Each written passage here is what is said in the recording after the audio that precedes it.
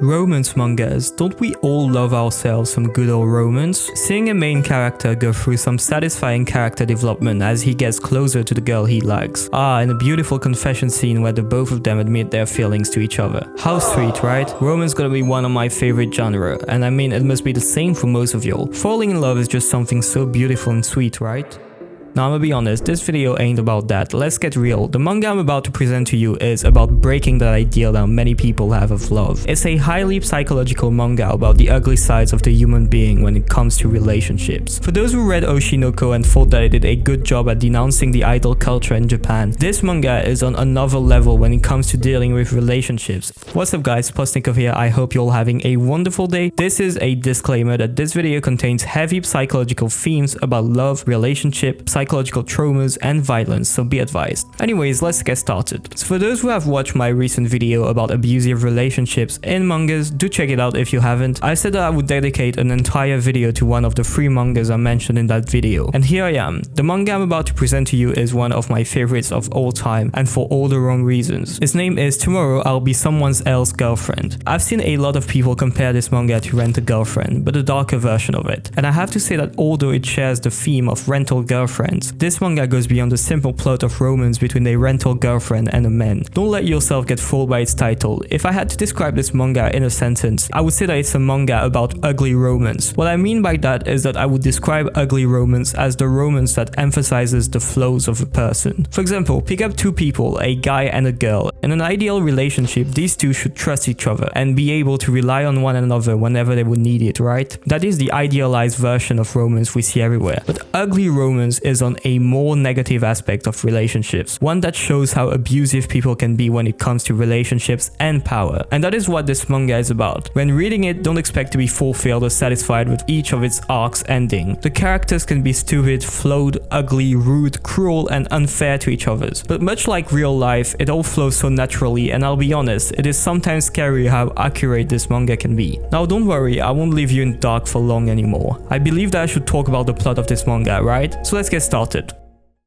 Tomorrow I Will Be Someone Else's Girlfriend has a pretty unconventional storytelling. First of all, although some characters appear much more than others and are recurrent to the series, there is no actual main character to the story. Each volume follows a character and their story. Now what's interesting is that all characters that we see in the manga are actually connected. What I mean by that is that you'll see a character appear in the first volume as some unimportant side character to have themselves get an entire narrative arc in the later volumes. Therefore, the way this manga touches relationship is pretty much really varied. We can have different point of views of ugly romance, and that is quite rare to see in mangas and literature in general. Now what about an idea of the actual plot?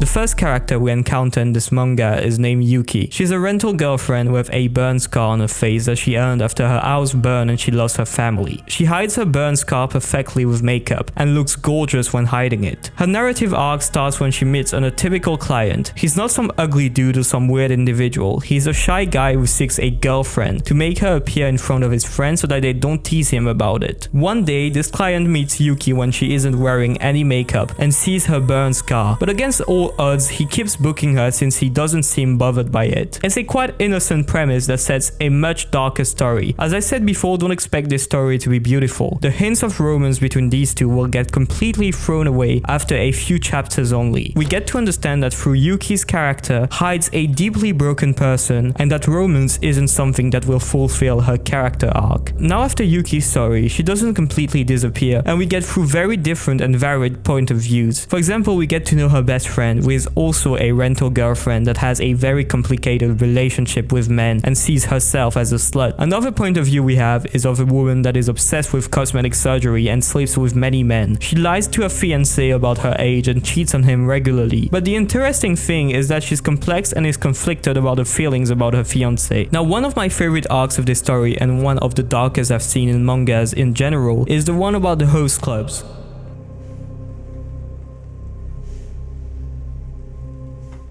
So a quick explanation for those who aren't accustomed to nighttime entertainment in Japan. The concept of host clubs originated in Japan during the late 1960s and early 1970s. Initially targeting female office workers, host clubs evolved into a niche industry catering to various age groups and social backgrounds. Basically, customers purchase bottles of alcohol and the hosts earn commissions based on sales. You can find these venues in the Kabukicho district of Shinjuku, where there are host and hostess clubs for any type of budget. Now the manga deals with the dark aspect of these kinds of businesses, which are already quite shady. Their business model relies on insecure and lonely people who seek emotional support. In the manga, we get to see Moeka, who we meet in the first volume, and how her insecurity shapes her daily life. Even though she has a boyfriend, she knows she's not attractive at all and has no chance whatsoever with anyone. One day, she meets an unstable girl called Yua, who introduces her to host clubs. She meets one of the hosts, and let's not forget that host's sole goal is to attract more clients and make them faithful to them. She becomes addicted to the host clubs and starts prostituting herself to make sure to have priority in the clubs and be able to afford it. As we delve into her story, we understand how obsession and insecurity can affect someone's life, and her character arc is to me one of the only good endings in the manga, so do check it out.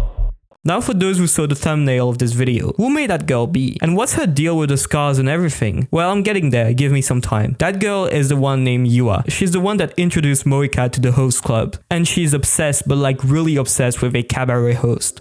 So she's an unstable girl that has an addiction to a host club where she has a crush on one of the hosts. What's interesting with her character is that the host goes very far with her. He kisses her, goes to her place because she gives so much money. That girl actually sells her body thanks to her good looks to be able to afford meeting a crush. As you can see, she's really into self-harm and antidepressants, and the way her character is written is also masterful, because throughout her whole narrative arc, we cannot help but hate how she behaves. But the thing is that she's designed to be hateable. For having seen unstable and obsessive people, I can assure you that sometimes you simply hate their guts, because their behavior is so irrational and self-inflicting to them. It makes you want to repel them from your lives. I hate to say it, but this manga hits way too hard when it comes to these kind of situations, and that's why I believe that many people will dislike it, whereas I really adore it. So why should you read this manga? Well, I think that most people who read mangas love seeing atypical stories being told, and I think that this manga is the perfect combination of realism and tragedy without always being over the top. The art style is beautiful, and I know that the story remains fiction, but it deals with themes that are very much of actuality in every country. And without being a feminist book, it also deals with men and women being abused, which is really damn rare to find these days, especially with that quality of art and story. Now, if you're somebody who wants to have a good time, as I said, don't read this manga. It'll make you feel empty after reading such piece of fiction. The characters can be pretty much detestable and their actions may seem completely crazy, but to believe that people can't be like that would be to turn blind eyes to the underground of our world. Did you ever try to walk in your street alleys at 4 AM, going to the poorer areas? Life is bleak, and sometimes fiction can allow you to see what you would never experience. Not to feel fulfilled, but to develop your intellect and be more aware of your surroundings. Now, why did I make a video on this manga? I'll be honest, I've always been interested in dark literature. Whether it be in books or mangas, I think that we can always learn something from the most depraved stories. I also believe that this manga does a really good job denouncing some aspects of the dating culture in countries such as Japan. It offers a good point of view on how somebody can be affected when they're in love. It also reminds us that human beings are inherently flawed. We seek what we sometimes can never achieve, for our conceptions of a happy life are idealized and immature to the point that they are more in terms with suffering than peace. Objectively, life has no purpose, but it does not mean that we should not find one in living. There is no rule in living. For some people, money and power are the key to happiness. For others, calm and affection from a significant other is all they need. This manga reminds us that at the end of the day, everyone dies alone. There is no point in living for others, for you always expect more from them. You always be discontent with what others do for you because you die alone, and that's the most important thing, whether you're in a relationship or not, is to be at peace with yourself.